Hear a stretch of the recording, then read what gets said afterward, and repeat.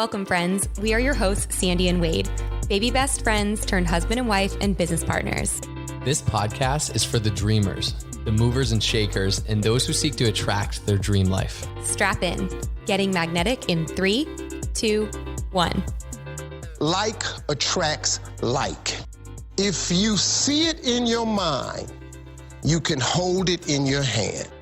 You just decide what it's going to be, who you're going to be, how you're going to do it. And then from that point, the universe is going to get out your way. This moment in time, this is your time to rise. I am so excited to dive into today's topic. Have you ever heard or do you know much about Enneagrams? Because that's what we're going to dive into today. This is going to blow your mind. It's so fascinating. So let's peel back. Yeah, we're excited to welcome on our friend Sara Snow. She is an Enneagram expert and coach. She's going to dive into what is Enneagram, why utilize it, how to utilize it for you, and we're going to dive into which Enneagram types Sandy and I are. So I think this is something super helpful to get to know yourself better, but also your partner or your teammates or people at work or people in your life. So super, super beneficial. We're really excited to get into today's episode. Let's do it. Hey, everybody. Happy Wednesday. You are here on the Getting Magnetic show today with your co-hosts, Sandy and Wade. And we are excited to have our guest on today. Sara Snow is someone we've gotten to know more recently through mutual friends, circle of friends. She is amazing. And I got a little background on her. I got to brag about her for a second. Sara is an Emmy award-winning documentary producer and TV host, as well as an author, international public speaker, and certified natural health specialist. For the last decade, Sara's taught millions how to live a healthier, more natural life. And in the last few years, she applied her knowledge and passion for healthy living to become a certified health coach, life coach, and Enneagram coach, and now works with individuals and groups around the country to help them step into a life of greater health and purpose. Oh my gosh, that resonates with us so much. Welcome to Getting Magnetic, Sara. Thanks. I'm so happy to be here, you guys. We're so happy to have you. Before we kind of dive in, I always love asking guests, what does getting magnetic mean to you? Ooh, I think it's about attracting, because once you become magnetic, then things attract to you. So I think it's about finding ways it's almost like becoming attractive, right? So that things are drawn, people are drawn, opportunities are drawn to you. I like that. I love that. Cool. Well, we have just so loved getting to know you. And what we got to do was work with you to do our Enneagram tests. And a lot of people listening may have never heard of an Enneagram. Maybe you don't know what it is, but I would love to kind of dive a little bit into that and how you got into this, and just tell us a little bit of your story. And then we'll go through, I know you got mine and Wade's tests, and just kind of talk through some of the stuff. And I'm excited. It's going to be fun. So my story, you guys touched on my career in television and all of that stuff. And I guess before that, I grew up in this house that was pretty different from most people. My dad was a co-founder of a company called Eden Foods, which is a huge international distributorship for organic and natural products. So he helped define the standards for USDA organic for this country. I was the test kid for the first soy milks that were being developed for this country. I lived in Michigan. We didn't have a furnace, and Michigan winters are like forever long. We heated with passive solar heat and a wood stove. We grew our own food. I ran barefoot in the forests. Those were our playgrounds. I mean, it was the perfect way to grow up. If I could totally replicate it for my kids, I would. But instead, I went on this career path of television and communication, and I was a news anchor for a while. And then I decided if I was going to go on TV every day, I would rather talk about things that felt relevant to the people around me and that were important to me and have been important to my family my entire life. So I created the concept for a TV show that was kind of the green Martha Stewart. And the Discovery Networks picked it up right away. I mean, I was just incredibly blessed. I did 2 different series with the Discovery Networks, had a recurring thing on CNN, shows for the Fine Living Channel, a whole bunch of different networks. I mean, I was everywhere. I was in the flow. I was magnetic. It was good. I wrote a book talking all over the place. It was awesome. And then I was traveling also an immense amount of time and struggled with fertility and infertility and unexplained infertility for a gazillion years, for 7 years actually. And then finally realized that I had to slow down. I had to stop getting on airplanes every day. But then how could I keep using this message and this platform and this work to just help people unlock ways to living a healthier life? And so then I kind of took all of that and did some other work with it, did a ton of spokesperson work for brands, especially big brands as they launched their first natural products, like things like Reynolds Wrap. They did a 100% recycled aluminum foil, and I was a spokesperson for that and helped them go to market with it and stuff. So I've done a ton of things, TV, writing, speaking, helping lots of brands launch stuff. And then now I also get to work individually with primarily women, also with couples, and with small groups, and I'll assemble small groups and then coach them through using the Enneagram and using all sorts of health tools to just get them on that path to living a healthier life and one that feels more full of purpose and joy. I'm so impressed by you. You just do all the things. I don't remember if someone told me this or if I just decided to do it on my own, but there's this whole thing about saying no, right? Learn when to say no. And there are times to say no, for sure. There are times that we have to say no. But when I was like 22, I decided that the way I was going to roll was I was just going to say yes. So I remember being like 23 years old and I got a call and this person was like, can you line produce a live concert by some artist. I was living in Indianapolis at the time. Some artist was coming through. I was supposed to line produce it. So it would have been like an audio cast concert. Maybe it was video also. But this was a while ago, you guys. So I'm in my 40s. This was like 20 years ago. This was before that sort of thing was happening with concerts. And I was like, yeah, absolutely. I'll do that. Sure. And I hung up the phone and I like went straight to my college textbooks and maybe Google to figure out how the hell I was going to do this because I had no idea what the guy was even talking about. But that was the start of it. I was like, if someone offers me an opportunity, I'm going to say yes. I'm going to say yes until it doesn't work. And if it doesn't work for me, then I'm fine saying no. But say yes, just try things. And that's kind of what you guys are about too. We are definitely yes people. So I just really resonate with you saying that because I do agree we have to have boundaries. There's times when you got to be like, I'm not going there. But I just so believe that people and experiences and opportunities don't come into your life by accident. And some of my best friends and some of the most powerful experiences and most beautiful places I've been have all been a result of being a yes girl. Like it's just like one thing leads to the next and just opens so many doors. I think to expand on that too, I made a conscious decision like after college in my 20s. I was like, okay, I see two kind of paths. One lives for experience and says yes to things. And when I say yes, it's more to experience new things and different stuff. The other like kind of saves money and prepares for the future and everything. And I like remember thinking this and I made a conscious decision. I was like, my 20s is going to be for experience. I'm going to say yes to things. If my buddies are like, let's go to Iceland this weekend, I'm like, all right, cool, let's do it. And we did it. And a lot of different things like that. And so by the time I hit late 20s, I'm like, okay, I have lived an amazing 20s. The last decade, I have so much experience. I wouldn't trade it for anything. But my savings account isn't very huge. I had a side investment account, but I was like, okay, but I wouldn't trade it for the world. So I think looking back, I'm so grateful for that decade and saying yes to everything. And now I'm understanding and realizing, I heard a quote the other day, Sandy and I both heard it. And it was successful people know how to say no. And so I'm like, whoa, okay, well, that's different. And I think it's different, right? Yes to experience, yes to different things, but no to things where your intuition or your gut says, that's not something that serves me in my life. They know how to say no. They aren't people pleasers. They know their identity, their morals, and what they're moving towards. And they know how to say no. And I'm sure you'll be able to expand on this in our Enneagram conversation. But my next question, what led you into Enneagram, understanding that? Like, how'd you get there?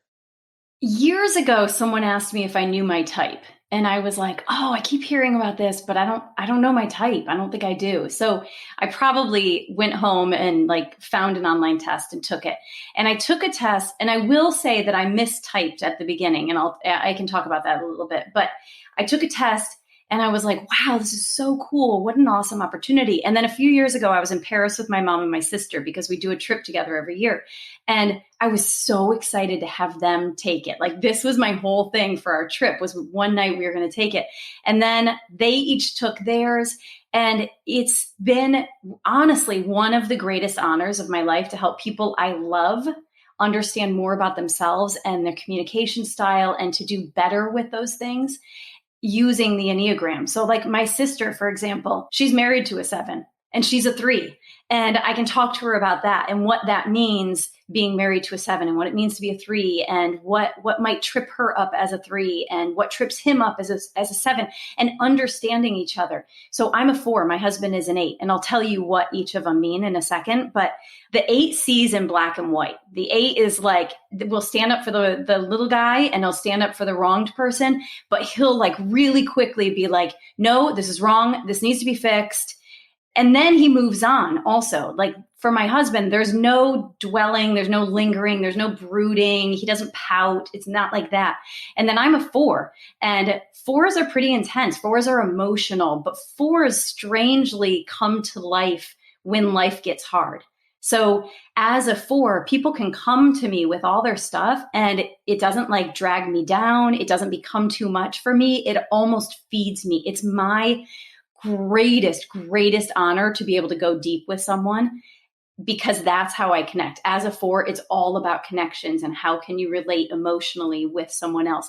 So I do like to say that my husband and I have been married for almost forever. We've been married for almost 20 years, 18 years, something like that. I don't know. And I love him more now that I know his Enneagram type because I understand him so much more. And I find that I'm more empathetic, I'm more understanding. And when he responds so differently to something, which of course he's going to do, then I can understand it instead of being annoyed or something like that. I love that. Okay. So in short, for someone that's listening that maybe doesn't know, how would you explain Enneagram? Like what is an Enneagram? Okay, so the Enneagram is not a brand new thing. It's been around for thousands of years. They've found things of it from thousands of years ago. It's basically this. It's a circle. There are 9 points around the circle that are equidistant from each other. And then there are ways that they connect. There's this triangle in the middle. And then there are these lines that go like that and these lines that go like that, right? So there are 9 different types. And the 9 types are our core type. And the Enneagram is less about behavior and more about motivation. So it's not like, how do you behave? How do you show up in today's world? It's why do you show up that way? And that's where we can grow and learn. So the different types, for example, it's 1 through 9. 1 is the perfectionist. So 1 see all that's wrong in the world and they quickly want to bring order to it. So if something's messy, something's out of order, something's not functioning correctly, they want to fix it. 2s are the helper or the giver. 2s are all those people who they'll bring you a meal when you're sick. They'll rush in to take your kids when something's going on. They're the ones who lean in and help all the time, but 2s can get into trouble because they will step in to help when maybe it's not their place to step in and help. So they trip over themselves. They so desperately want to be the ones to help. And they really, truly think that they are better equipped to help than anyone else. But then they don't give other people the opportunity to help. I know a lot of 2s, and that's the growth for 2s. So people listening, if you've typed as a 2, that's what you have to watch out for. 3s are the achievers. They want the gold star. They're the performers. They're super motivated. They're the ones you want on your team if you're like going for growth because they'll work, but they need that gold star. They live and die for that gold star. 4s are the intense creatives. The place where 4s get into trouble is they can dwell in melancholy and they want to be different in a way that sometimes gets in the way of just doing the work or just being. But 4s are the emotional ones. I already told you a little bit about that. They're romantic, they're artistic. 5s are the observers and the thinkers. So they're a little bit quieter. And this is into the thinking center. So there are also 3 triads. There's the head, the heart, and the thinking center. 2, 3, and 4 are in the heart center. 5, 6, 7 are in the thinking center. So the head center and then the gut. So fives are the observers, the thinkers. They spend a lot of time watching people and thinking. Sixes are very much like that also. They're cerebral, but they're skeptical. They're the loyal skeptics. So they'll kind of keep you at arm's length for a long time. They see the potential negative in any situation and they want to be ready for it always. Sevens are the Epicurious. They're the experiential people. They just want more of everything, more experiences, more new foods to try, more places to travel, more companies to start, more. So with sevens, it can be gluttony. It's like that going too far with wanting more, having more instead of just slowing down, and they can use it as a numbing agent. We'll go there in a second. Eights are the bosses. They're the leaders. They're the ones who will come out in front. They have no problem stepping into a room and taking charge in the room. Where they get into trouble is that they sometimes speak before they think. And they have to realize that what they're saying and that their words really have an impact on people. So they have to get used to that a little bit. And then nines are the active peacemakers. Nines just want to keep the peace and they'll stay quiet. They'll disappear inside themselves just in the name of keeping the peace in a situation. And of course, obviously, that's where they can get into trouble. So interesting. I love understanding this. I think one of the biggest things I've learned as I've gotten older is to really to live the life that you want to live. You have to understand yourself and who you are, and your identity is important. And it's not cemented in necessarily, but it's amazing to understand through your life this far, through your experiences, through who you are naturally, what kind of type are you, what makes you tick or not, or different things. So I think that's how I understand Enneagrams in crayon. So why do an Enneagram test? Why understand it? Well, so you can't test yourself when you're a kid. I have two kids. They're 7 and 10 years old, and I'm always guessing at what their Enneagram type might be, but I can't type them as a kid. They're not fully formed yet. So you really need to wait until you're fully formed, until you are an adult, you've had experiences. The belief is that we're born with a core type. We're born with some sort of type, but it doesn't cement, it doesn't form until we've had some experiences. And things that go into our type are just the way God made us, just the way we're born. Then also there are childhood traumas. In everyone's life, there are childhood traumas, and it could be trauma with a capital T, or it could be teeny tiny traumas like birth order or parents who were more strict than all of your friends' parents were, or something that, felt big at the time, but really in the scheme is not big. And then as you get older, there are additional traumas. There are more things that show up. So the beauty in the Enneagram, or to answer your question, Wade, on why get tested, is it allows you to see, what does all of that mean for me? What lens am I looking through as a result of this? And every one of us is showing up in life looking through a different lens. We don't all see things the same way, and we don't all hear things the same way. And that is the biggest reason to get tested, to understand how you hear things, how you see things, and the fact that it's different from the next guy. Wow, I love that. Okay, so we did our test and it was sent to you. And can you go over some of that with us? Who are we? Yeah, tell us a little about Sandy and Wade. So here's the crazy thing, you guys. I've worked with couples before, and an incredible thing can happen as couples start to understand each other more. And they're like, oh, that's why we always get into trouble or into conflict around this topic. Or that's when I suggest a picnic or suggest an audible to the day and it throws her for a total loop. You guys tested as the exact same type, not just the same type, but the same subtype. So I explained how there are 9 types, right?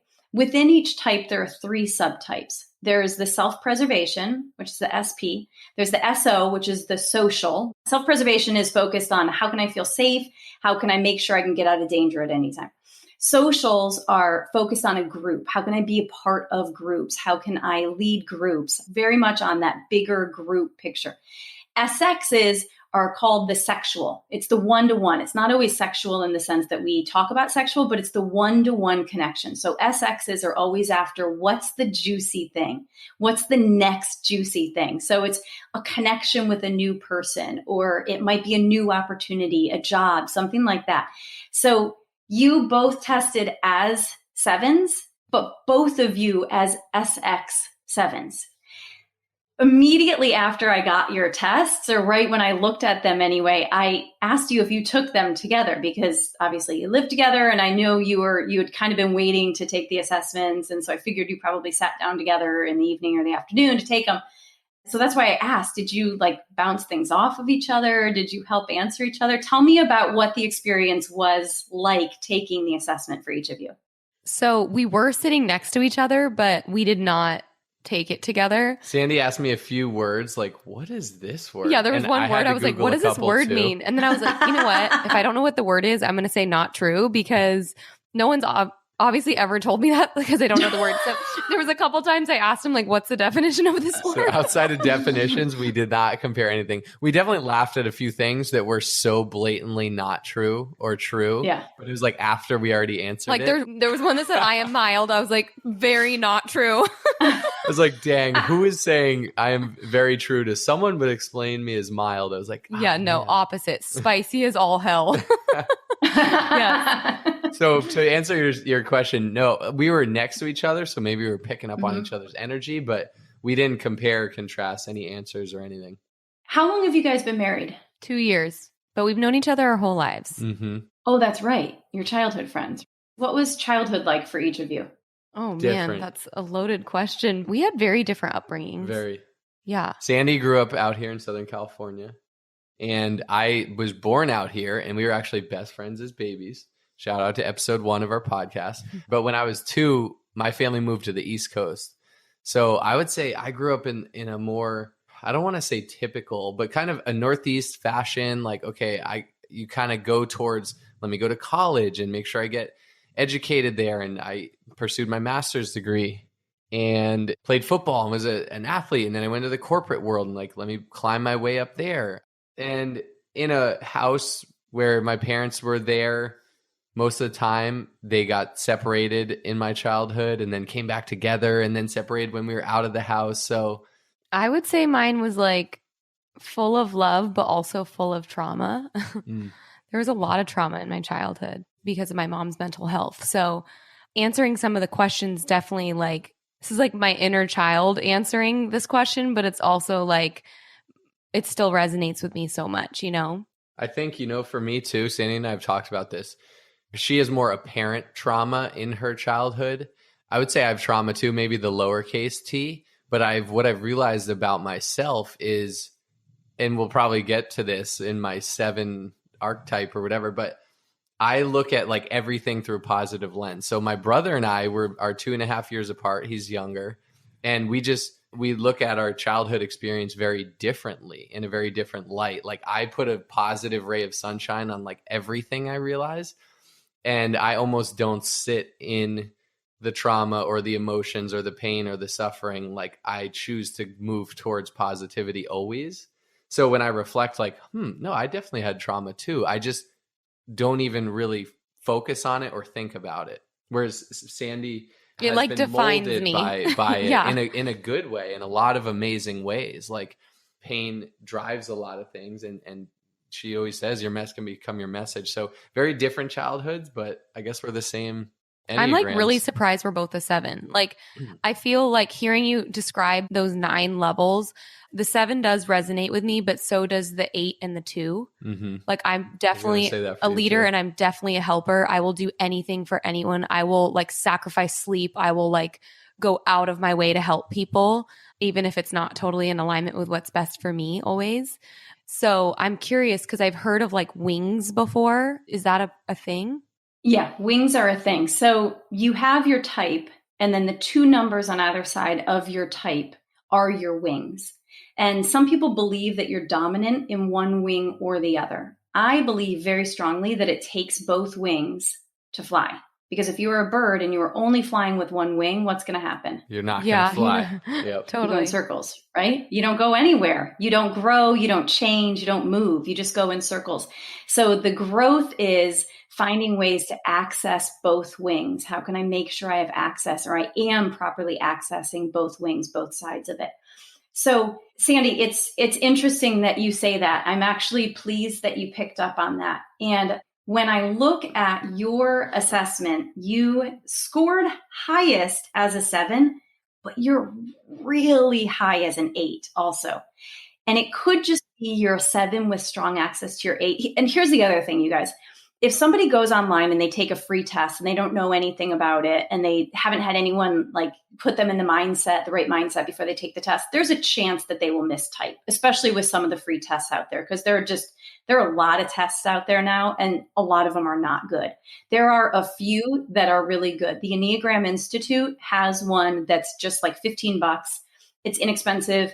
And that's the one that I always point people to if they're just sort of armchair enthusiasts and they want to give it a try and they want to jump in, then I send them there. It's called the RETI test, RHETI, and it's the Enneagram Institute. That's a great one. The one you guys took is the one that's widely considered the most accurate and also gives you the most data at the end. So you guys got these reports that are like 27 pages long with all this information about your type. It also, the algorithm, the way it leads you through the questions is different. It was decades of research of them coming up with how to do this. And the one that you guys took is the IEQ9 test. And that's the one you guys took. I rarely will tell someone to retype or retest if they're taking one of those two tests, because for both of those, I can look at the order in which you came up. And it's almost always your top score, but there are times when it's your next highest score. For you, Wade, I do believe that you're a 7. I believe that you are an SX7. So Wade, your childhood, especially after the time you turned 2 and you moved to the East Coast, I just moved from the East Coast to come back to California. I know what that scene is like. I know what raising kids there is like. I know about the intense focus on go Ivy League, get into the best school you possibly can, focus, climb that ladder. Nothing else matters. We make the conscious decision to move back to California to get our kids out of that scene. It's great for some people, totally works for some people. It was just a bit too focused on that for us. But especially if your parents separated, got back together, separated again once you left the house, it means that that separation and that back together was all when you guys were under the roof. That's trauma. That's a lot for a kid to deal with. One way that a child will learn to cope is through experience and escaping through experience. And I think that is likely what solidified you as a 7. 7s use experiences to numb and to escape. When life is hard, when life is boring, when life is gritty and yucky and all uncomfortable and all that stuff, they jump into more and more and more experiences. And the SX7 being that one-to-one focus could be because you watched that breaking apart from your parents and you so desperately wanted to see it that you have that just innately in you to create those connections with people, which is a beautiful thing. It allows you to do the work that you do also. You scored pretty high as an 8 also. So you probably have very strong access to your 8 wing. And as an 8 wing or as an 8 type, that's the controller. That's the one who can be the boss and say, this is what needs to happen and here's what needs to change. It probably was an effective tool for you, especially when you were climbing the corporate ladder and working in finance and all that stuff. Like you could be the jerk when you needed to be the jerk. But 8s are also very relational. They can be fiery, they can be hot-headed, but they're very relational. Your 6 wing, though, is much, much, much lower. So this would be a path of growth for you, Wade. I was thinking that. Like when I saw 6, I was like, I'm related to that. It doesn't feel like me. Yeah. So like if I look at your numbers and where you scored, just to show you, this is a different report than you guys got, but this shows here how high you scored in each of the types. Here's the 6. See how little of a 6 you are accessing right now. So that's growth for you, is leaning into that. What would it mean to act more like a 6 in my life? The 6 is the loyal skeptic, right? So they do sit back, but it means they consider things before they jump in. So this is the opposite of what you're used to doing as a 7, or even the blazing the way, bulldozing as an 8. This is the holding back and considering, where might this plan go wrong? What might not play out well? And just sort of considering it all before jumping in. You know, it's funny. Anytime anyone's brought up Enneagrams to me, they're like, you're a 7. They're like, I'd love to, what are you? And they're like, oh, you're definitely a 7. They've pretty much always said that, which I agree with. But I also like when I see 3 competitive achievement like that, I feel like that defines who I am and what I do. I'm super competitive. I love achieving. I do like the gold star. And so I thought that might be a possibility there too. And an 8, 7, 3, and 8 are kind of like what I gravitate towards. And those are the 3 that you scored the highest in. Okay, there it is. Those are the 3 that you are accessing most readily. And, you know, there is a little belief that there's a bit of each of them in all of us, and one becomes our dominant. And then it stays our dominant. It's not like it changes over time. It stays our dominant. We just get better at accessing our wings and our lines. So the other thing is the lines. Your lines as a 7 go towards a 1 and a 5. Now that I'm a little older and wiser, I'm still young at heart, I am looking for my biggest opportunities. I've reframed weaknesses as opportunities. So like you said, kind of with the 6, to sit back and observe and different things. Like I would love to know my opportunities too, because I definitely know my strengths and I play into those, but where can I grow? Where are my opportunities? I don't know if that's where you were going, but that's what's running through my head. Yeah, no, that's exactly where I'm going, because that's perfect question. That's the gem of the Enneagram. People will complain that the Enneagram feels negative to them. And the only reason for that is if all we're doing is patting ourselves on the back for all we're doing well, we're not growing. We have to shine a light in those areas of potential growth or where we could be growing in order to move forward, right? So your growth will be in your opportunities are accessing that 6 wing.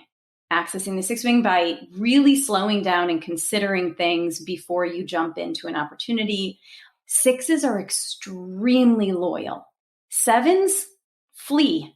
They have a tendency to fly when things get too tough.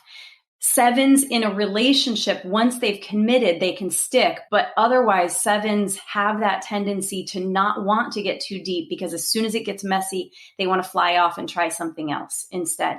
6s, on the other hand, they're going to be skeptical up until the last minute. But then once they decide, they commit or they decide someone's worthy of them, they are loyal to the end. So that's something to think about also. How can I lean into my 6 wing to help me be more thoughtful about opportunities, but also to allow that to be the glue that helps me stick with the things that I know are so important to stick with?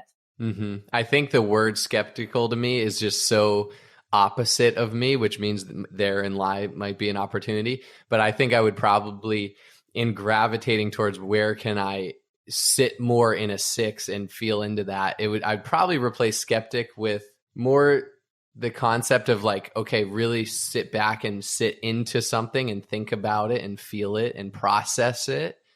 And then once, where I end up through that process, like loyal, stick to that once I'm there. And I think there's definitely some of that in me. As I've become an entrepreneur, I've become more like, I know I just got to take action. But before entrepreneurship, I do think I really kind of plan or think through something and like, what's the best path forward? Let me think through this. This is the way. Okay, I'm going that way. So I think there is some of that in me and I can definitely tap into it, but that is super helpful. Yeah, that's good. And it's just the access to it, right? The acknowledging that this is a part of me and this is helpful to me as an individual is half the work right there. Because when we have blinders on and we're unwilling to see the fact that we could use some work, we could make some changes, that's when we're not going to be growing at all.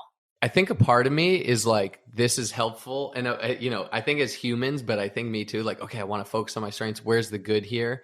But it will take work to be like, where's the opportunity here? But a part of me too is like, I also don't want to put myself in a box. Like, I don't want to label myself this and just be like, I'm this, because I think I have the ability to be or lean into, I guess, any one of these or like, so how do you think about that? Someone who's like maybe a skeptic there, like, I don't want to put myself in a box with this Enneagram.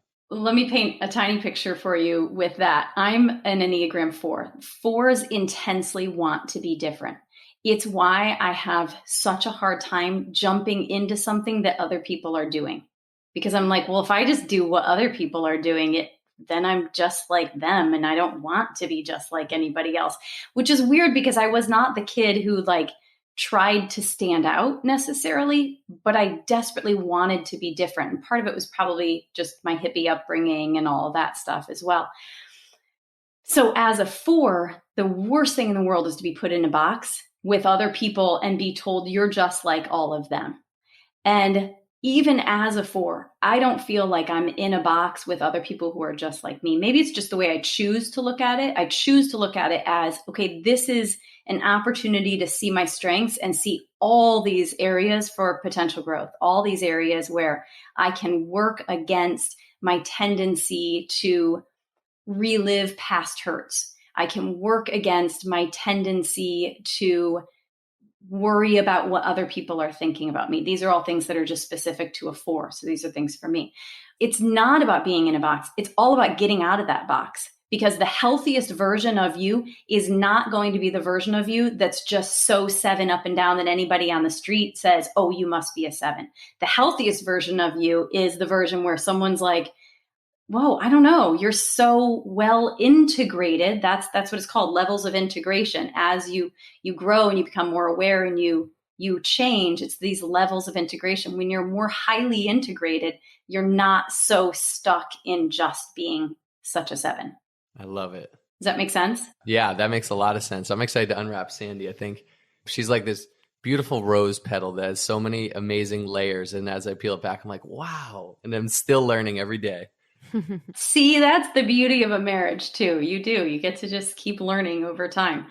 And I also say that that's sort of what the Enneagram should feel like. When you read your results, it should feel like someone is revealing your soul. Like it should feel like someone peeled back these layers and you're like, oh my gosh, nobody ever got me like this before. Did it feel like that for you, Sandy, when you read yours? Honestly, not like really, like a little bit, but I feel like I know myself so well that I just wasn't surprised by a lot of this. But like it is validating. Like it's like, yep, that's true. That's true. But I wasn't like surprised at it or anything like that. In my mind, there's still a question. And just for people listening, these guys just took their assessment yesterday, so we haven't had a chance to go through it. But this is part of like when I'm coaching someone through the Enneagram, this is what I do. They take their assessment and then we'll spend a while like really looking at it. Does this feel right? Does this sit with you? And if there are some ties in there, then I'll ask a series of leading questions to try to get at what might it be instead. So, like we already talked about, you scored really high as a 7. You scored also really high as an 8. And without knowing that, you called out the fact that as I was describing each of the 9, 8 also felt very true to you and 2 felt very true to you. The reason I am questioning whether you're a 7 is because I can see some things on your report and things that may suggest that you paint a rosy picture when there is still some pain and some struggle going on. But instead of meeting that struggle head first, you would prefer to just experience life and, have fun, enjoy life, create opportunities, all of that stuff. And if indeed you are an 8 would be better served to address it, to just get at the heart of it so that then you can be truly free to go and experience these other things and create opportunities in a more authentic way. There was a few questions that I like clicked on and then I like reread it like 2 or 3 or 4 times and like really had to think about it. And I'm like, I'd be thinking about a specific instance, like something I'm going through right now, and then be like, okay, wait, zoom out, like bigger picture, like how do you answer this? And so I definitely overthought a few questions. Like I feel like there was one that I was like hung up on about like relationships, or like if you're in a conflict with someone, like do you just address it head on? My childhood self, this moment something bothers me, I will immediately confront you. Like there's no bullshit. But as I've gotten older and more mature, I've learned that if I don't think before I speak, that can really hurt people's feelings or it can get me in big trouble. That was like a question. There was a few questions around that where I was like, how do I honestly answer this? Because my inner soul I don't want to be confrontational, but I kind of am. I don't know if something bothers me, like I want to be like, wait, what did you mean by that? Like I want to just call it out right then and there, but I kind of resist that. I don't love that about myself. I mean, I do love that because when other people can do that, I'm like, damn, that boss ass bitch like knows what they want. Like I respect that. But when I see myself do it, I judge myself. So I don't know if any of the things in the test like were maybe around, if you can tell what questions they were around, but I felt like some of those kind of tripped me up a little bit. Yeah, so I can't see what you answered on any particular questions, but that to me very much speaks that you are more of an 8. You've learned to adapt and you show up as a 7. So you answered from the place of I've learned to adapt. You know how I mentioned that I mistyped at the beginning? I mistyped as a 2. And when I first took the test, I was in a place of my kids were young. I was just, I was in mom mode. I was just in mom mode and I was running them around and figuring out what was wrong with them and all that stuff and helping at school. And, oh, I love it. I love it. I love that I get to help everybody. I love that I get to help at school, and answered from that place. That's adapted behavior. That's behavior. That's not motivation. So the next time I took an assessment, I knew more. I knew more about it. I knew to pause on those questions and say, what would the 10-year-old me have done? What would the 20-year-old me have done? Because that was from pure motivation of just who I am at my core instead of how I've learned to show up as an adult in the world. So the second time I took the test, when questions would come up, I would say, oh, yeah, I mean, like, I can do this because I'm an able and well-equipped adult who can do this, but no, the child in me would have always answered this way. And the true person inside me would want to answer this way always. It's just that I've learned to adapt my behavior and answer this other way. So when I really knew what I was doing and took the test the second time, that's when it came back as a 4. And then when I read those results, that's when I was like, oh my gosh, somebody is seeing straight through to my soul. I never even knew somebody could understand a person like this. And that's what it felt like. Should I retake it, do you think? Possibly. It suggested to me, and if we had had a little more time, I would have had you do it before, but it suggested to me, just based on a couple things, that you would be a person to retake. And again, I've never once had that happen. It's never come back that it suggested that somebody should retake. But even without doing that, there are a couple questions that I want to ask you. So if you had to describe yourself, would you say that you're more serious and intense, or are you more fun-loving and spontaneous? And again, give it a second. This is not just Sandy of Sandy and Wade, Sandy of all the things you do today. This is you and who you've always been. That is like a very hard question for me to answer because I'm very intense. I don't feel like I'm serious. But the other one was what? Fun-loving and spontaneous. I'm like, can I merge the two? Like, I feel like I'm intense and fun-loving. I guess between the two, I probably am more serious and intense because when I'm like on a topic or if I am passionate about something, like I will be very, very, very serious and to the point and intense, and I will like fight to the death, and like that's probably my core. I don't love that. So that's I don't always, I would have said fun-loving and spontaneous but that's day. like the surface Sandy. Like there's so many parts of Sandy. Right. And I think especially just because I've known you more so in the past 5, 6, 7 years, I think that's what I've seen probably then. And maybe it morphs, I don't know, but interesting. Hearing you say some of this stuff, I do feel like I answered it maybe unconsciously, but like not thinking of it, but of a space of like how I want to be, not really how I like truly, truly at my core am. You know, the other part of it is you are a leader in your business and people look to you. And as leaders, people tend to put on the clothes of the leader. Like, this is what people need to see in me. This is what people need to hear from me. This is how they need to see me behaving so that they'll stay motivated. They'll keep going. And all of that leans more towards, I want to show up as a 7 because I want to be creative and spontaneous and fun-loving and all this stuff because that is magnetic. That's magnetic. But if at your core, maybe there is some intensity that's still there. For 8s, intensity is not always a negative thing also. An eight's motto sometimes is there can never be enough of a good thing.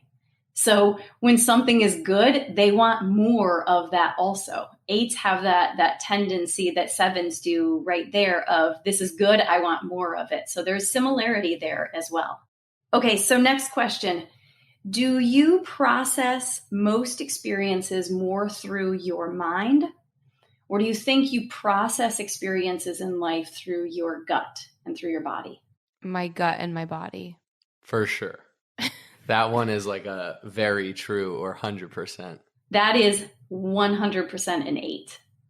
Sevens are in their head. They're thinking about things. When something bothers them, they might go for a new experience, but it's because they're thinking about it. Eights, it's all about that feeling in your gut and whether it feels right or not, and you respond based on that.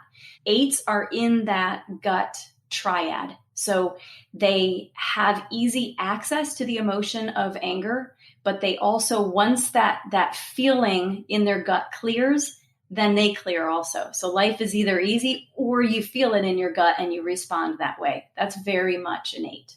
Yeah, I feel things physically in my body like all the time. Yeah, that's an eight. Eights process everything through their body. Their body is their tuning fork.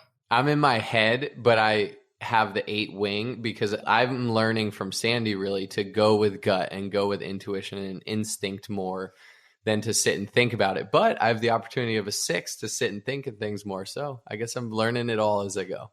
If indeed Sandy is an 8, we'll go to what her other wing is right now. But the cool thing is, because if we decide Sandy is an 8, then you're a 7 and an 8. So you're right next to each other in the circle and you share each other as wings. So you can learn from each other so much all the time. It will work so well. You'll get to play off of each other. You'll understand each other really well in a way that someone who is in the heart triad was married to one of you, it might be harder to understand. You guys will understand each other well, just by nature of the fact that 7 and 8 are right next to each other and you share each other as a wing. Okay, last one. Do you think you are more of a realistic person or an optimistic person? And not what do other people think, because the second part of that would be, do other people agree with that? So you know what other people see you as. What do you think you are? I think I'm optimistic because I don't resonate with the word realistic. I really don't like it. When people are like, that's not realistic. I'm like, nothing in my life has ever been realistic. Like, I don't know. I feel like realistic is just like a kind of a pathetic word. Like no one wants a realistic life. You know, like that's kind of boring. I don't know. I would say I'm more optimistic. Wait, I want to touch on that though, Why? because Okay. I think when something has already happened, it's real. So what is realistic? It's like it's maybe I'm not grounded in thinking truth. of the So definition of the word. I think when right. Sandy thinks of the future, she's resists realistic. That's what I'm She's like, thinking no, of. I can create beyond extraordinary, beyond ordinary. But I think historically, it is real. It's realistic because it's already happened. It's real. But I would say she's not realistic. I guess it depends. She's full on. So if I'm thinking of my past, then it's probably like more realistic because that has happened, right? But how do you think though, right? Like, would you say you're more realistic or more? I feel like I'm more optimistic. So I would say optimistic for sure as her spouse. Yeah. And as someone who's only known you for a few months, I would say optimistic also. 8s tend to be more real life. They deal with things that are of this world. They can see struggle around them and they have access to it. They have eyes to see it. Whereas 7s have the tendency to not even want to see the struggle. They might see the struggle and then turn on their heel and go the other way. 8s would see the struggle and just acknowledge the fact that that's real life. It doesn't mean that 8s don't have optimism. I'm married to an 8. He's one of the happiest guys I know and is an incredibly personable person. I always say he's a better friend to people than I can ever hope to be because he just remembers the details of people's lives and stuff like that. So it's not like an 8 is pessimist. It's not the opposite of an optimist, right? It's just also a realist. And what is real world and being able to deal in the real world. Got it. Okay. I feel like I really resonate with 7 and 8. Okay, so then with the wing, if I was an 8, the wing would be 9, the peacemaker, right? Yeah. My mom is a 9. So the peacemaker is, they're the ones who can put themselves aside to make the next person happy. 9s can get into trouble when they don't consider their own needs.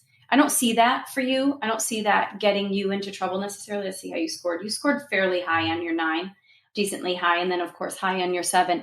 So, but that would be a path of growth for you, is how else can I lean into the 9? How maybe sometimes I don't need to say everything I'm thinking. Maybe sometimes I can, let things sit aside sort of and go with the flow just for the sake of keeping the peace. That would be part of the 9. But the other thing I want to say with you, Sandy, is, so those are the wings. And then there are the lines. And Wade asked the question of, I want to know where the opportunity is for me in this. Okay, so see those lines, those arrows, and how they go in different directions, and how each type has lines going in different directions. So for a 7, for Wade especially, and possibly for you still, Sandy, the lines go towards a 1 and a 5. And one of them will be your growth, and one of them will be where you go in times of stress and where you push yourself to go in growth. But both of them you should focus on as they're almost like your board of directors. So let's use Wade as the example, because we're definitely sure he's a 7. So you have 2 other Wades who sit on your board of directors. And those guys are really awesome, but one of them's a 1 and one of them's a 5. So the 1, as the perfectionist, is the guy who can see where things might be off and fix it. And the 5 is the quiet specialist. So that's the one who really holds back and says, let me get really specific on this and make sure I know what I'm talking about before I jump into it. They're on your board of directors. So when you're facing a decision, when you're stuck and you can't figure out what to do, when you're struggling about something, when you're trying to overcome something, any of those moments where just like being in your normal flow isn't quite working, that's when you go to your lines. And you say, okay, here are other access points for me. These are other ways that I can do me better. So this is your opportunity. Right. Okay. So I don't naturally gravitate towards a 1 and a 5, but they're on my board of directors because it might be blind spots or things that I can't see. So if I can acknowledge, hey, 1, hey, 5 part of me, let me sit in making this decision. Is that kind of how to think about it? Mm-hmm. Wow. Interesting. I love boards of directors. I know we all need our own board of directors. So you could say like, all right, what would the 1 me do? And what would the 5 me do? Okay, that gives me more data. And now I have more data that I can use to solve this problem, to get out of this bind, whatever it is, just as you're struggling through some sort of dilemma. Love it. So cool, right? I'm excited to dive deeper into this. Yeah. I know there's so much. There's so much. There are your conflict styles, your communication styles, like all this stuff. There's so much information. Let's do this for Sandy really quickly. So as an 8, here's the other reason that I think you might be an 8, not a 7. And ultimately, and I want to say this for people who are listening also, ultimately the decision is yours. You are the only one who really knows what you feel in your gut. You're the only one who knows what you feel in your heart. You're the only one who knows what's going on in your mind. So every single person can take an assessment. They can work with a coach. They can work with a guide. They can work with someone who knows what they're talking about, but ultimately it's still on you to decide, yes, this is the one. And it sort of feels like that puzzle piece falling into place when you land on it. It should feel like, oh yeah, I nailed it. I got it. This is me. Now I can grow. Now I can learn from this. But as an 8, your lines are to a 5. So you guys have that in common, and to a 2. And you already said that the 2 resonates with you so much. The 2 is the helper. The 2 is the one who leans in and helps. But I'm pretty sure the 2 is where you go in times of stress. But one of them is where you'll go by default more. And the other one is where you push yourself to go more. But the 2 is leaning in to help people and just having easy, ready access to that benevolent heart, that generous spirit, all of that stuff. And then the 5 is the quiet specialist. That's being willing to sit back, even out of the noise, out of the crowd, maybe even out of the pace of what you want to be doing, to really consider everything before you keep moving forward. Especially important at times of life is about to change. to not just go with it and not just allow the changes to happen, but to do the work, to spend the time to sit back and say, okay, how can I be intentional and maybe even cautious about this so that it serves me best down the road? Mm-hmm. The more I hear about it, the more I do feel like I'm an 8. Mm-hmm. 7's my favorite number, so I wanted to be a 7, but it's fine. It's all right. You're married to a 7. That's right. And you have a 7 wing. This is amazing. There are so many beautiful 8 women in my life. Before I knew much, I pictured 8s as just them being these tough men. But I have so many beautiful 8 women in my life. And I think we need more 8 females, or we need females who are 8s to own it and say, I am strong and I know when to speak up when something's wrong. And I know how to push forward. I know how to be the boss. I know how to form things and enhance things and just all that stuff. Like, go out there, do it. And that's an 8. That's awesome. I can imagine how it's really great in a marriage or partnership to know like what your significant other's Enneagram is. But I also could see it like in work settings or team settings, like, wow, like you could lead, facilitate groups or teams in such a beautiful way if everyone understood what everyone was and you understood what makes people tick and what makes people thrive and all of that stuff. Totally. So I do work with companies where I'll work especially with the CEO to really understand himself so he can understand why his communication style is maybe not working, stuff like that. Or a small team so that they each, just what you said, Sandy, so they each understand what lens they are looking through and what ears they're hearing through, but how it's different from all these other people who they need to be able to communicate with. They need to be able to work alongside and rely heavily on and all of that. So another interesting thing about you guys, and this is just based on how you answer the question. So this isn't necessarily dependent on your type. So even if, Sandy, it feels right to you that you are an 8 instead of a 7, this is still based on the way you answer questions. Your interaction style, how you get what you want in a situation for each of you is by being assertive. So for some people, it's being compliant, or some people it's being withdrawn. They're the fawn types, right? Or even the flight types, but you're the fight types. So if you want something, you'll go after it. And both of you answered really high, Wade a little bit more so than Sandy, but you both answered really high in that. So just being aware of that's how you get what you want, is to be assertive, but even being willing to ask yourself, is that always the best way? Are there situations where maybe everyone would be better served if I weren't so assertive? Just understanding that you're assertive.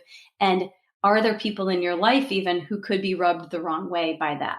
So just another way to see opportunity. And then the final thing is your conflict style. For each of you, this is where you go when you're in conflict with someone. Each of you, it's positive outlook. So for some people, it might be competency or reactive. For the reactive people, they fight when there's conflict.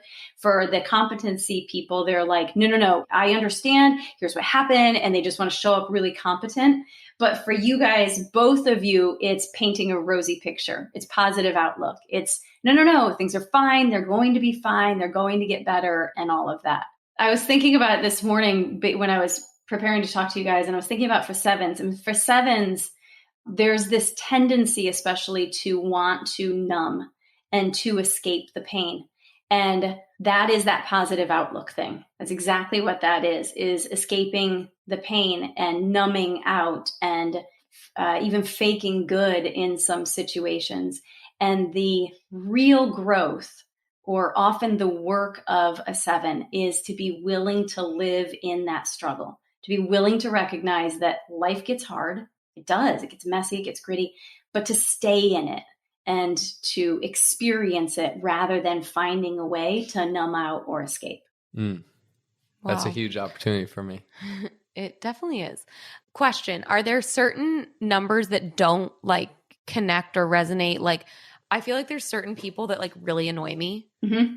And I don't know, like just like hit a chord with me, where, like when they're really needy or they're like need information that I'm like, you could Google that, or like, why are you? That is so an 8. That is an 8.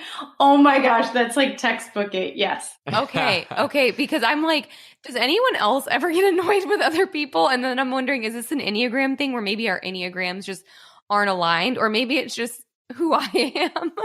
It's funny you say that. I feel like you ask me a lot of things and I always answer it, but in my head I'm like, she could easily find that answer. But she just asked me, like she stops what I'm doing. I'm like working and I'm like, oh, let me just spell that for you. Yeah.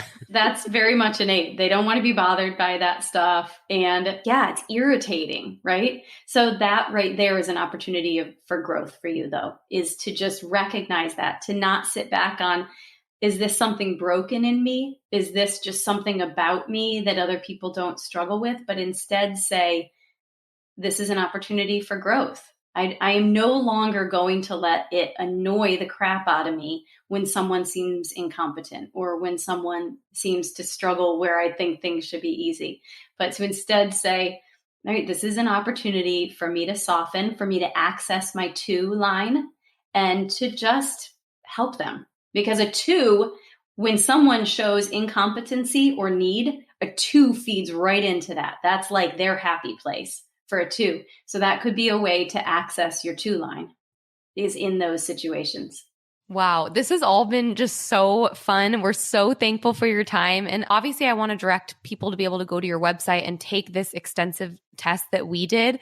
Outside of that, is there additional resources like, I don't know, any great podcasts or any great books or other things on Enneagram that if someone's new to this or they want to learn more that they should pick up? Yeah, there are great podcasts. Enneagram and Coffee is a really good one to follow on Instagram. She's great. I would caution against, there's hilarious videos and hilarious memes that are out there about Enneagram types. And to your point earlier, Wade, about being put in a box, that's what those do, because it's such a short, teeny tiny little snippet or view of how an 8 deals with doing the laundry, how a 7 deals with doing the laundry, things like that. So they're hilarious, but it doesn't define you. So don't let that stop you.